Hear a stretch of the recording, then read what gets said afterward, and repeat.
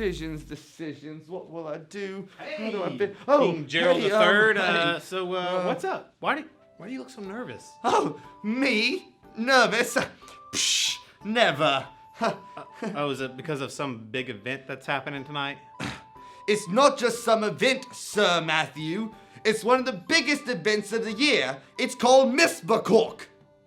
Miss McCork? Why, yes, it's the major ice sculpting build-off of royal kingdoms.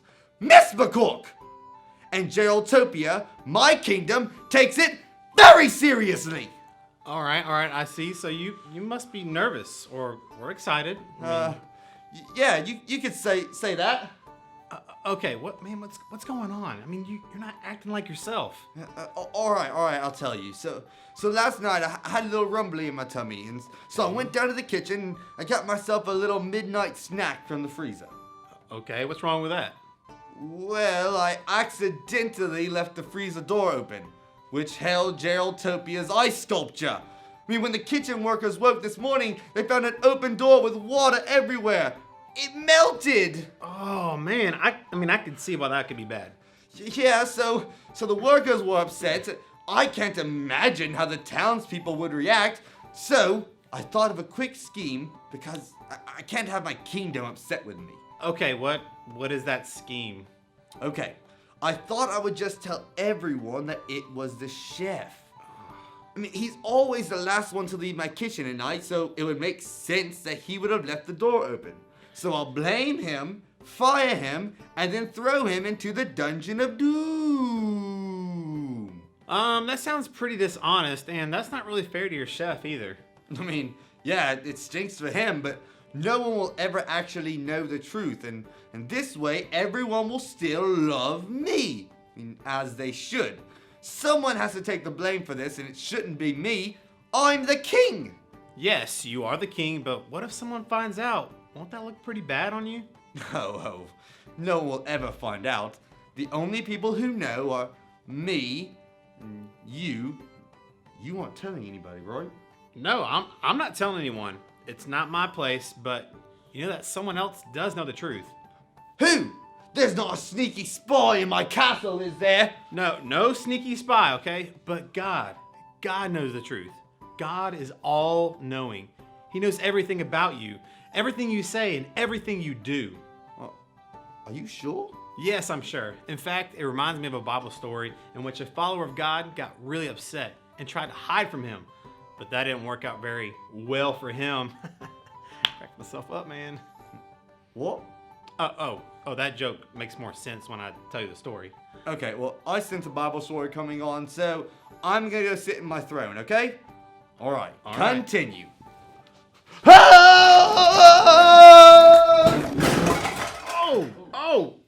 Oh, are you good? Are you good, King Gerald III?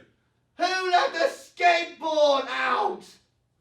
Not me, but I'm gonna continue. You just chill right there. So one day there was a man named Jonah, and God asked Jonah to go to Nineveh.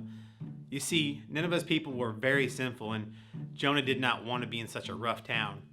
To avoid helping God's people in Nineveh, he bought a ticket for a boat heading in the other direction and sailed away. But of course, he couldn't actually run from God because God sees everything, and he'll make sure his perfect plan is carried out. So God sent a fierce storm out to sea, and it rocked the boat to and fro.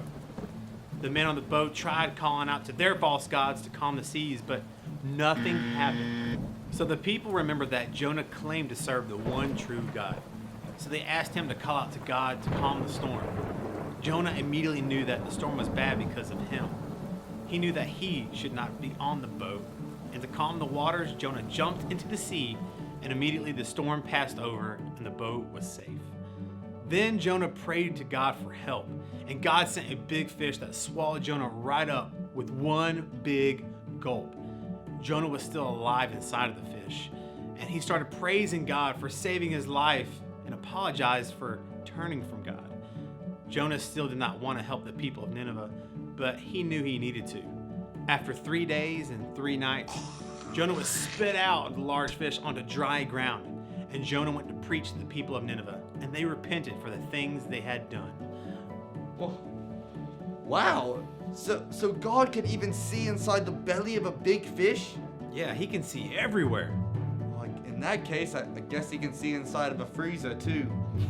Yes, he can. See, running from God did not turn out well for Jonah, and lying about the freezer will not turn out well for you. Turn out whale. I finally get it. It's like a big fish, a whale. Yeah. So what are you gonna do about your chef? Are things gonna turn out well for him? Well, I suppose I won't fire him, and I'll just tell everyone the truth. I mean, I'm the king, so they can't be mad at me. This year we'll just take silver, but next year will be ours. In that case, I'd skip out on that midnight snack next year. But what if I'm really hungry? Oh boy. So we know that God is King of Kings, and we know that He is all-knowing. We need to remember this in every decision we make in life.